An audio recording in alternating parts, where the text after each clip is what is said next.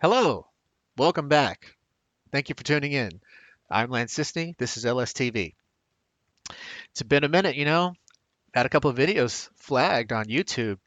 So I've got two strikes against me, and the next one within 90 days gets my channel deleted permanently.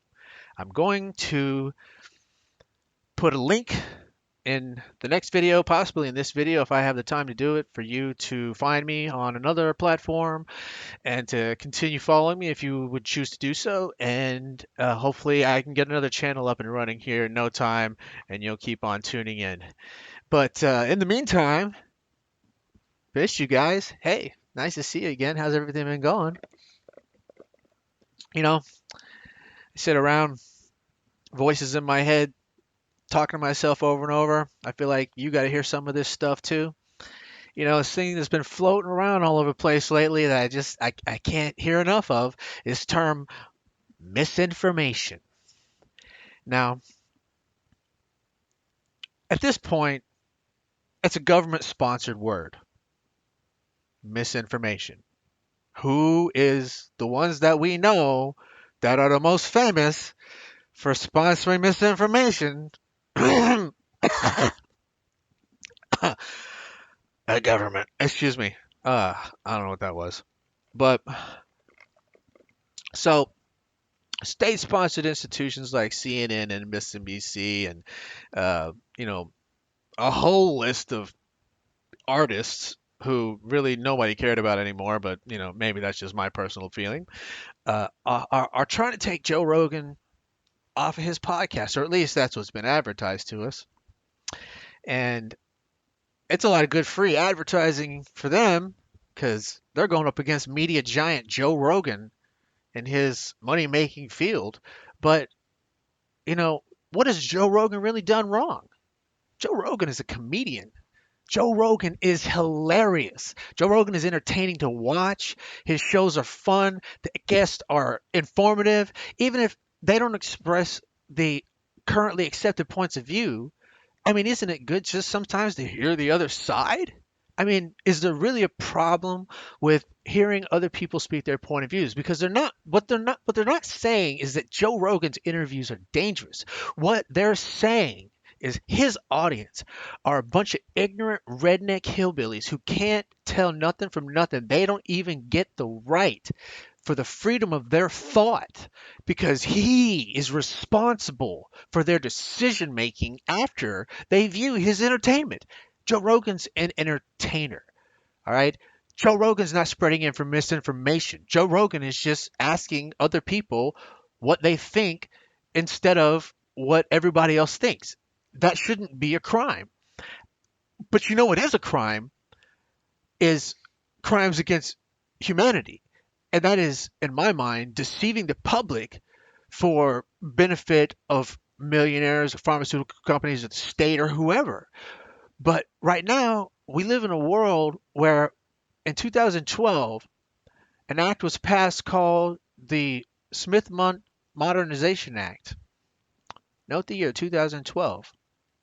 That gave the Department of Defense spending authority to buy advertising that would essentially propagandize messages to the American people if it was deemed that it was in their public safety or their best interest.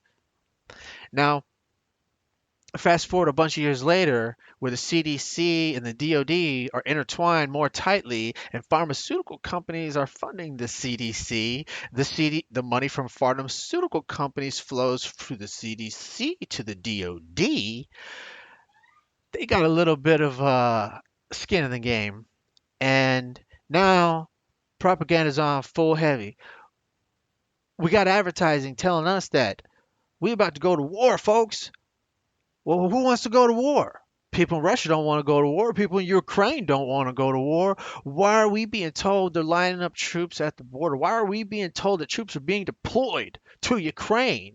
Are they trying to gain support for a war? Are they just testing us out a little bit? Maybe it seems like it a little bit, but that's propaganda against the American people for the enrichment of corporations. They say they're going to do a false flag operation, that Russia is going to do a false flag operation in Ukraine to instigate a war. Well, wait a second. I thought up until just a few years ago that false flag operations were just, conspiracy theories, and they didn't really do false flag operations. False flag operations were just, made up to, instigate resistance against the will of the corporations, is what it basically boils down to. And you know, the when you come down to the misinformation, if you want to talk about who's spreading misinformation, we can look back to our own president back in July of 2021. He was telling everybody how it was back then. The various shots that people are getting now cover that. You're okay. You're not going to get COVID if you have these vaccinations. Now look, ain't what it was, right? Do we get an apology? Do we get a retraction? No. They keep on propagandizing us, and they have no there's no there's nobody taking them down. There's nothing. The Seattle Times, okay? The Seattle Times just put out this hit piece on the VAERS database.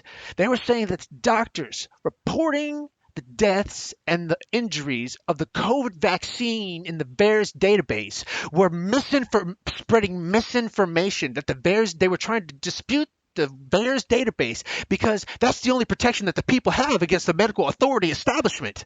And it's voluntary. Yeah, it's voluntary. It could be manipulated, but the problem is the way that they described it was incorrect. They said that these doctors were just doing so on a willy-nilly notion, and I'll show the text right here.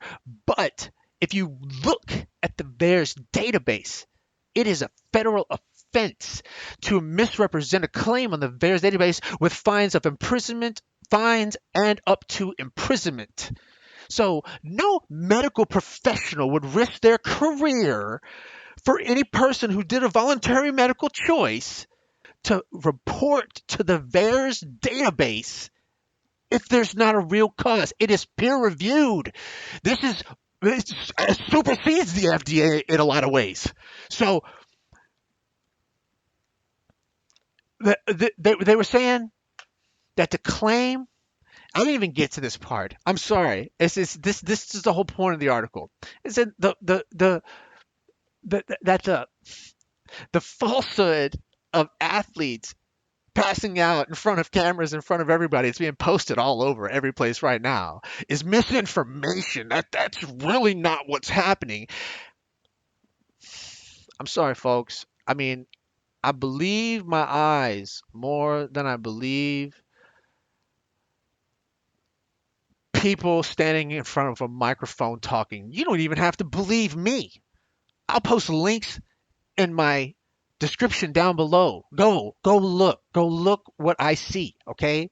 I don't put this stuff out there. I'm just following the breadcrumbs. You got to find it for yourselves. It's not going to present itself to you. They're not going to give you the truth. In fact, they're going to do everything that they can to hide it from you. So I hope this comes together all right. I think the whole point of this was just to say that when you label entertainers or comedians or whatever they do as spreading misinformation, what it does is it removes the individual's right to discern truth or deception for themselves, and it places all authority in the state for anyone to decide what they are allowed to believe or not.